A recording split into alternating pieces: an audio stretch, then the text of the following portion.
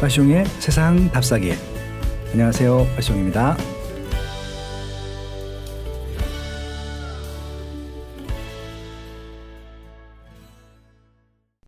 오늘 뉴스 바로 시작해도 될까요? 네. 매일경제 기사고요. 네. 5월 7일 기사입니다. 일산 옆 또 신도시 고양선 신설로 서울 30분. 5월 7일 정부가 2차로 공개한 3기 신도시는 서부권과 서남권에 하나씩 위치해 있다. 지정된 신도시를 보니까 고양시와 부천이었어요. 빠숑님 어떻게 생각하시나요? 어제 좀 핫 이슈였죠, 5월 7일에. 네. 제가 그날 되게 바빴어요. 발표한 날이 5월 7일이었었는데 네. 제가 그날 새벽 거의 4시 반쯤 나갔나? 9시에 들어왔는데 네. 미팅을 5개. 네. 그다음에 그날 또 이제 입지 관련 이런 정책 발표되면은 이제 기자분들이 전화하시잖아요. 총 20개 미디어에서 연락가 와서 응대 또 다 해드렸고, 제가 YTN에서 가장 인기 있는 프로그램이죠. 이동영의 뉴스 정면 승부라는 건데 출연했습니다. 우리 PD님하고 작가님께서요 거의 1년 동안 저를 계속 그냥 모시려고 했었었는데 전 부담이 돼요. 왜냐하면 방송에 나가면은 하도 욕을 먹어서,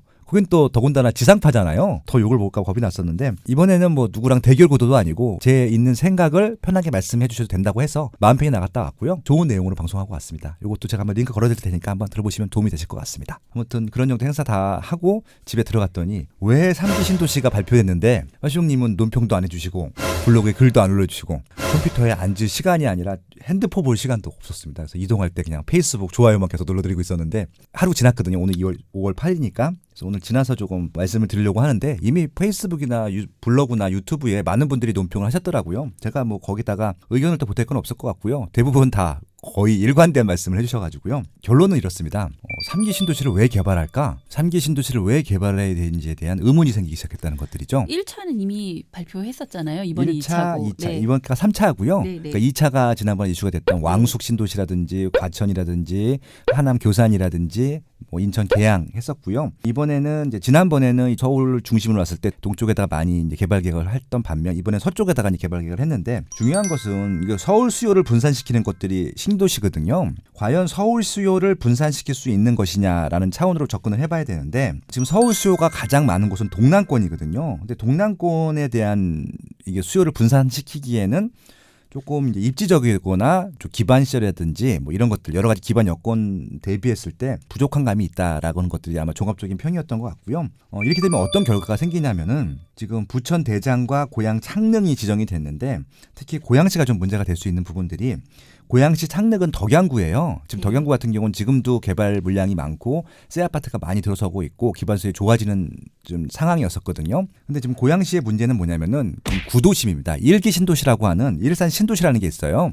지금 행정구역으로 일산 동구와 일산 서구인데, 그 지역에 킨텍스를 제외한 나머지 구도심들이 있어요. 지금 25년 차 전후가 돼가고 있는데, 그 아파트들이 시세가 지금 굉장히 싸거든요. 평당 1,000만 원대예요. 초반. 원래 1기 신도시 처음 시작할 때는 분당과 일산이 양대 산맥이었었는데, 지금은 분당은 압도적으로 비싸졌고 평촌이라든지 삼본이라든지 중동도 많이 올랐는데 일산만 안 올랐어요. 그 이유가 주변에 워낙 공급 물량이 많았기 때문에 구도심 같은 경우는 계속 소외를 받고 있었거든요. 파주 운정, 덕양구에도 많이 생기고 있고요. 그다음에 김포 한강 신도시도 이 일산 신도시의 경쟁지였었는데, 여기다가 또 다시 한번 38,000 가구를 또 공급한다는 것들이거든요. 그러면은 고양시 구도심 같은 경우는 이제 지금도 저렴한데 더 저렴해질 수 있는 조건을 갖춘 거예요. 그래서 지금 덕양구는 굉장히 좋아지는 것들이죠. 왜냐하면 지금 이게 단순하게 주거만 들어간 게 아니라 교통호재가 들어가거든요. 교통망이 들어가는 것들이기 때문에 결국은 고양시에서 덕양구 같은 경우는 굉장히 좋은 미래 가치가 생기는 것들이고요. 일산 구도심 같은 경우는 경쟁 상계가 너무 세게 생겼기 때문에 경쟁력을 조금 더 잃게 될 것 같다.